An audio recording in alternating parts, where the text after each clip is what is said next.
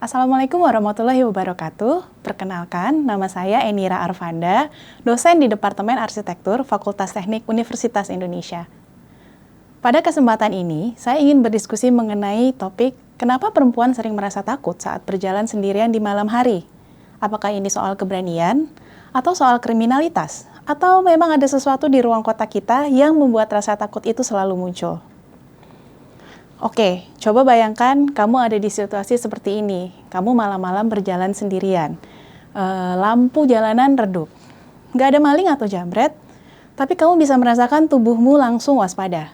Kamu menjadi gugup, langkahmu dipercepat, tanganmu menggenggam sesuatu yang bisa digunakan untuk membela diri. Kamu mengirim live location via smartphone ke orang-orang terdekat. Dan kamu sesekali melihat ke belakang untuk mengecek apa ada orang lain di belakangmu. Kenapa ya kita bereaksi seperti itu?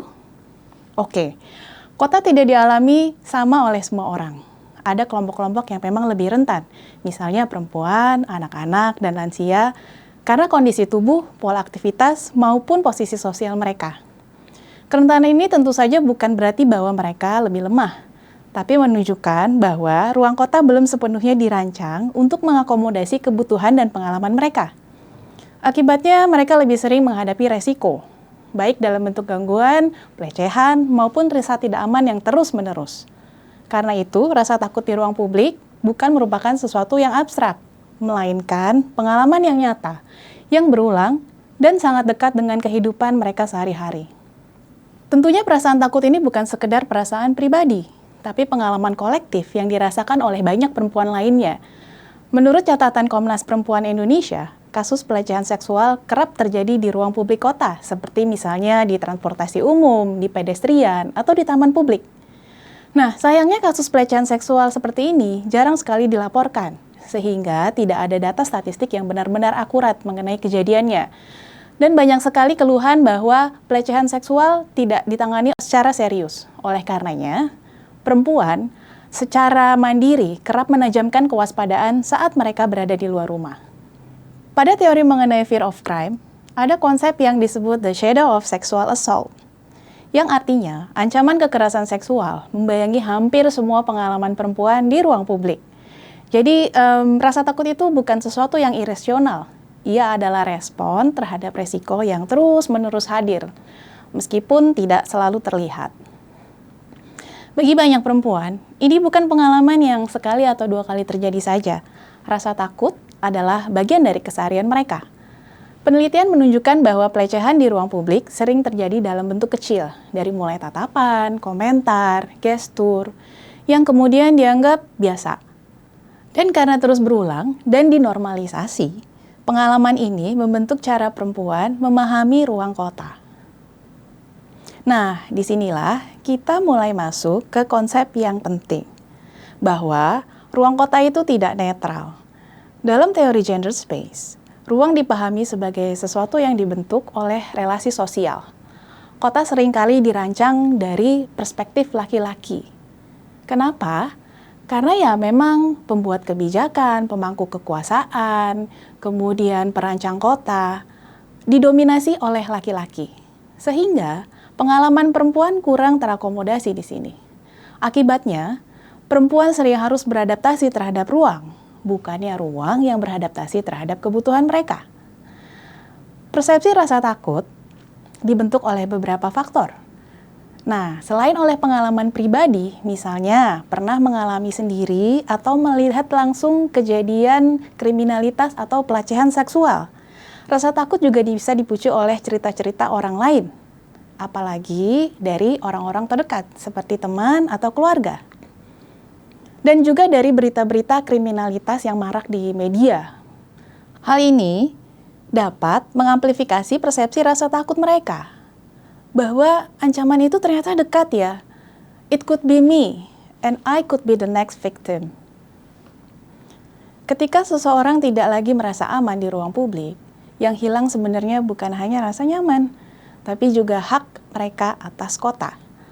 Hak untuk berjalan bebas, hak untuk berada di ruang publik tanpa rasa takut, dan hak ini tidak dialami secara setara oleh semua orang.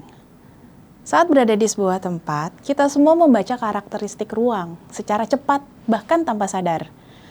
Misalnya kita akan melihat apakah ruang tersebut gelap atau terang, sepi atau ramai, terawat atau terbengkalai. Penelitian menunjukkan bahwa kondisi seperti minim pencahayaan, kurangnya pengawasan, dan ruang yang kosong dapat meningkatkan rasa tidak aman. Nah, jadi rasa takut ini seringkali dipicu oleh atmosfer atau suasana ruang. Bukannya karena ruang-ruang dengan karakteristik ini pasti berbahaya, tapi karena ruang-ruang tersebut membuat kita merasa tidak punya kendali apabila terjadi bahaya. Nah, menariknya, rasa takut ini sangat berkaitan erat dengan desain lingkung bangun kota. Artinya, ruang kota bisa didesain untuk terasa lebih aman. Prinsip-prinsip desainnya sebenarnya sederhana. Pencahayaan yang cukup agar kita bisa memonitor situasi ruang di sekeliling kita. Kemudian visibilitas yang baik, memastikan agar tidak ada sesuatu yang mengobstruksi pandangan sehingga kita bisa melihat apapun yang ada di sekitar kita.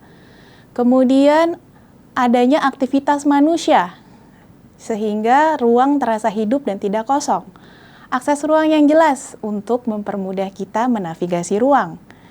Kemudian natural surveillance atau yang disebut oleh urbanis Jane Jacobs sebagai eyes on the street. Dan yang tidak kalah pentingnya adalah merancang kota dengan prinsip-prinsip yang inklusif dan setara gender. Meskipun desain lingkung bangun memegang peranan penting, keamanan tidak hanya soal desain, tapi merupakan upaya bersama dari berbagai stakeholders kota. Peran pemerintah misalnya membuat berbagai aturan dan kebijakan yang adil dan sensitif gender. Peran perencana kota dan desainer untuk membuat desain yang dapat mengakomodasi berbagai pengguna dan inklusif terhadap seluruh kelompok pengguna. Nah, masyarakat juga berperan penting dalam membentuk atmosfer melalui perilaku mereka ketika berada di ruang publik. Saat ruang dipenuhi pelanggaran kecil, misalnya banyak sampah yang berserakan, banyak vandalisme, ketidakpedulian terhadap peraturan, maka rasa aman perlahan akan hilang. Sebaliknya, ketika ada kepedulian dan kehadiran, ruang bisa terasa jauh lebih aman. Karena pada akhirnya keamanan diwujudkan bersama-sama.